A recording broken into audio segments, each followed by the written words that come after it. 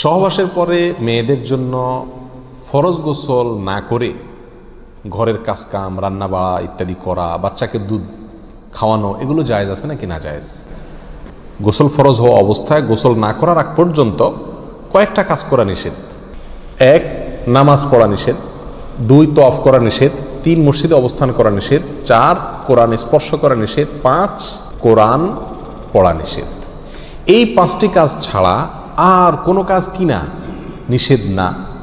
অতএব সহবাসের পরে কোনো মেয়ে, কোনো মহিলা তিনি যদি গোসল না করে, ফরজ গোসল না করে তিনি যদি কি করেন, গৃহস্থলীর কাজকাম করেন, রান্না বাড়া করেন, অন্য কাজকাম করেন, বাচ্চাকে দুধ খাওয়ান, এগুলো এই 5টি নিষিদ্ধ কাজের আওতায় যেহেতু নাই, অতএব সেটা জায়েজ আছে। আমাদের দেশে যত কঠোরতা সব মেয়েদের উপরে, ছেলেদের উপরে নাই। ছেলে গোসল ফরজ হয়েছে, 2-4 ঘন্টা শুয়ে রয়েছে বা এমনকি হাঁটাহাঁটি করছে, তাকে তেমন কেউ কিছু বলে না। সমস্ত চাপগুলা মেয়েদের উপরে। আর এই ফতোয়াগুলা মেয়েদের উপরে, ফতোয়াগুলা দেয়ও বেশিরভাগ মেয়েরাই। কথার কথা, ননদ আছে, শাশুড়ি আছে বা অন্য কেউ আছে বা জাল আছে, তো তারা খোঁচাইতে শুরু করে যে গোসল না করে বাচ্চাকে দুধ খাওয়াচ্ছে। কোনো বাচ্চা কাঁদতে কাঁদতে মরে যায় কিন্তু দুধ খাওয়ায় না, কেন? কারণ গোসল করে নাই। তো এগুলো না জানার কারণে হয়েছে।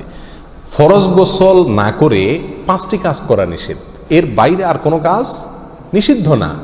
অতএব এমনকি আপনি রোজাও রাখতে পারেন, কি ফরজ গোসল না করে রাখতে পারেন বলতে সাহারি খেতে পারেন, সাহারি খেয়ে রোজা শুরু করতে পারেন। তাহলে আপনি বাচ্চাকে দুধ খাওয়াতে পারবেন না, কে বলেছে? বাসায় কাজ করতে পারবেন না, কে বলেছে? তবে হ্যাঁ, যদি আপনি ফরজ গোসল একটু দেরিতে করতে চান কোনো কারণে, তাহলে সেক্ষেত্রে অন্যান্য কাজ কামের সুবিধার জন্য ওযু করে নেওয়া উত্তম। সহিহ মুসলিমের এক হাদিসে আসছে, নবী আলাইহিস সালাম গোসল ফরজ হলে ওই অবস্থায় যদি কেউ ঘুমাইতে চায়, শুয়ে থাকতে চায় অথবা অন্য কোনো কাজ করতে চায়, তাহলে তাকে ওযু করে নেওয়ার পরামর্শ দিয়েছেন। অতএব ওযু করে নিয়ে এরপর অন্যান্য কাজ করা উত্তম। এর বাইরে ওযু ছাড়া যে সে কিছু করতে পারবে না, ব্যাপারটা এরকম না। একবার আবু হুরায়রা রাদিয়াল্লাহু তাআলা আনহু, তার সাথে নবী আলাইহিস সালামের দেখা হয়েছে কোনো এক রাস্তায়, এই অবস্থায় যে তার গোসল ফরজ হয়েছিল। তো আবু হুরায়রা রাদিয়াল্লাহু তাআলা রাসূলুল্লাহ সাল্লাল্লাহু আলাইহি ওয়াসাল্লামকে দেখে এড়াইয়া চলে গেছেন, একরকম পালায়া চলে যাওয়ার মতো, যায় তাড়াতাড়ি করে গোসল টোসল করে তারপরে আসলেন। নবী আলাইহিস সালাম জিজ্ঞাসা করলেন, আবু হুরায়রা তুমি কই গেছিলা, তোমার দেখলাম? বলে, ইয়া রাসূলুল্লাহ, আমার গোসল ফরজ হয়েছিল, তো আমি আপনার সঙ্গে বসবো, সময় দেব, ফরজ গোসল অবস্থায় আমার কাছে জিনিসটা অপছন্দ লাগলো, নাপাক অবস্থায় এভাবে থাক, আপনার সাথে সাক্ষাৎ করব।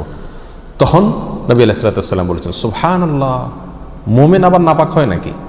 অর্থাৎ এটা তো একেবারে তোমার পুরো বডি নাপাক হয়ে গেছে, টাচ করলে আমি নাপাক হয়ে যাবে, ব্যাপারটা তো এরকম না, তুমি এটাকে এত কঠিনভাবে নিয়েছো কেন? তাহলে এই সব হাদিসগুলোকে সামনে রাখলে মোটামুটি পরিষ্কার হয়ে যায়। আমাদের আয়েশা রাদিয়াল্লাহু তাআলা আনহা থেকে এক হাদিসে আসছে, তাকে জিজ্ঞাসা করা হয়েছিল যে নবী আলাইহিস সালাম গোসল ফরজ হলে তিনি ঘুমাতেন কিনা, তিনি বলেছেন হ্যাঁ ঘুমাতেন। কোনো কোনো বর্ণনা আসছে ওযু করা ছাড়াও ঘুমাতেন। তাহলে বোঝা গেল ওযু করে নিয়ে ঘুমানো, ওযু করে নিয়ে কাজ কাম করা উত্তম, কিন্তু আপনি যদি নাও করেন তাতে কি হবে না, কোনো গুনাহ এতে হবে না। আল্লাহু আ'লাম।